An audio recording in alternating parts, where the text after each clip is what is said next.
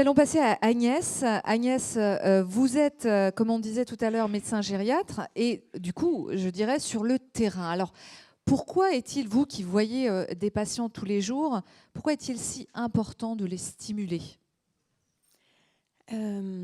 Alors, la stimulation... Alors je dois prendre le petit... ouais. Juste que je regarde la flèche. Ici, ouais. D'accord. Alors, effectivement, la stimulation cognitive, sociale, physique est fondamentale dans la prise en charge des personnes âgées. Et là, j'ai voulu tourner mon propos autour des malades Alzheimer parce que je pense qu'à Sécanto, vous en rencontrez beaucoup, puisque c'est cette pathologie-là, avec sa dépendance physique et intellectuelle, qui mène ces personnes âgées vers les structures d'EHPAD et d'unités de soins de longue durée. Et donc, je voulais vous montrer comme c'était important ce que vous faites à Sécanto à travers ce qu'on appelle toutes ces approches non médicamenteuses. Et comme c'était fondamental dans la prise en charge de ces malades, que nous, on regarde médecins sous un angle très thérapeutique, et vous allez apporter un autre souffle, un autre regard sur ces personnes. Alors, je ne vais pas vous reparler de tous les symptômes, de tous les signes de la maladie d'Alzheimer, mais je voulais en reprendre deux. Là, on l'a déjà évoqué ensemble, c'est l'apathie, mais ça me paraît très important de revenir dessus parce que ça nous aide à bien comprendre ce dont souffrent ces personnes. L'apathie, en fait, c'est la perte des envies, la perte des motivations qui désempare énormément les familles. Et pour eux, souvent, c'est de la dépression. Alors que souvent, ils ne sont pas déprimés, ça peut arriver au début de la maladie, mais quand la maladie s'installe, ils ont de moins en moins conscience de leurs troubles, mais ils vont être apathiques, c'est-à-dire qu'ils n'ont plus d'envie, plus d'initiative, ils peuvent comme ça regarder le sol, ne rien faire, ça ne les gêne pas. Et c'est très déconcertant, et donc nous, que on soit soignants, bénévoles, c'est d'aller vers ces personnes pour leur donner envie, de les stimuler, voilà, aller vers eux. Puis un autre symptôme que je trouve important à comprendre dans cette maladie, c'est ce qu'on appelle l'anosognosie.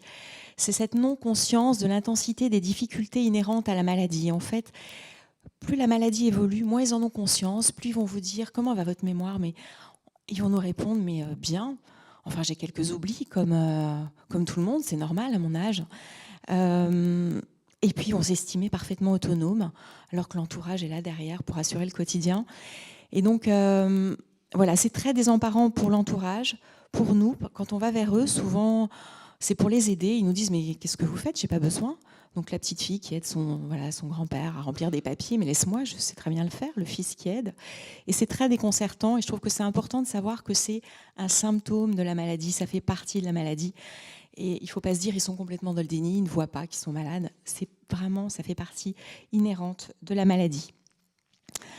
Et c'est pour ça, alors... dans cette maladie, toutes les stimulations cognitives, sociales sont fondamentales. Et je voulais vous dire pourquoi. Alors, on en a parlé un petit peu tout à l'heure avec le professeur Patel, avec la plasticité neuronale, c'est-à-dire cette capacité qu'a notre cerveau de se modifier, voilà, de se modifier, de se modeler tout au long de notre vie en fonction des stimulations qu'on reçoit. Et cette plasticité neuronale, elle existe toute notre vie, même quand on est âgé. Et elle a tendance à... elle existe encore quand on est malade, quand on a la maladie d'Alzheimer. On a encore cette capacité à modifier les connexions entre les neurones. Et donc, c'est pour ça que c'est si intéressant de les stimuler intellectuellement, nos patients, alors que je vous ai dit qu'ils sont apathiques, c'est-à-dire qu'ils ont moins d'envie, moins d'initiative à faire les choses. Donc, il faut aller vers eux. Et au début de la maladie, la stimulation cognitive, elle est particulièrement intéressante puisqu'ils ont encore plein de capacités intellectuelles qui fonctionnent bien.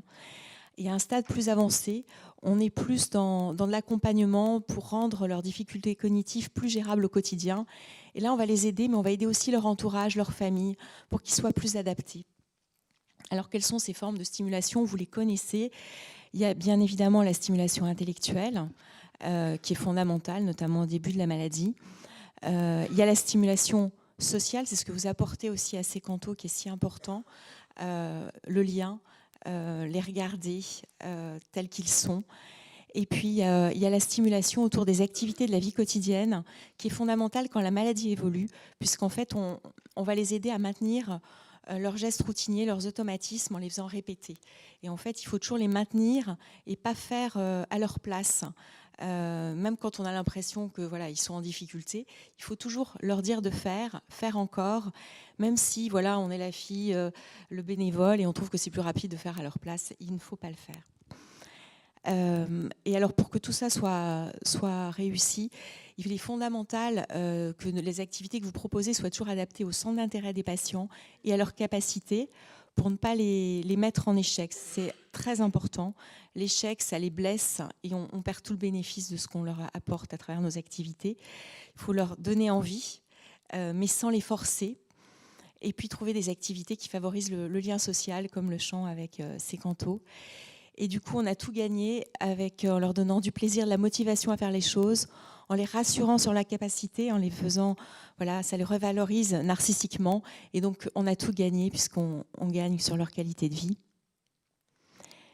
Et je voulais vous dire un tout petit mot sur l'intérêt de la musique et notamment de la musicothérapie, qui a pour nous, médecins, un intérêt fondamental sur les troubles comportementaux qui sont vraiment un grand fléau de la maladie d'Alzheimer.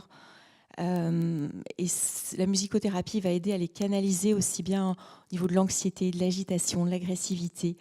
C'est pour ça que c'est si important et ça a un effet même dans le temps. Et puis, on leur redonne à ces personnes un espace d'expression en dehors des contraintes cognitives habituelles. Ils sont capables d'apprendre une mélodie, une mélodie, un chant. Et donc, ça va transformer le regard porté sur la personne. Et souvent, leur conjoint, leur enfant, quand ils les voient réussir quelque chose, ils sont étonnés et ils vont avoir un autre regard sur eux. Et donc ça va bien sûr les valoriser, ça va influencer fortement le regard positif que les autres portent sur eux et donc sur eux-mêmes. Voilà, c'est ça que je voulais transmettre. Merci beaucoup Agnès.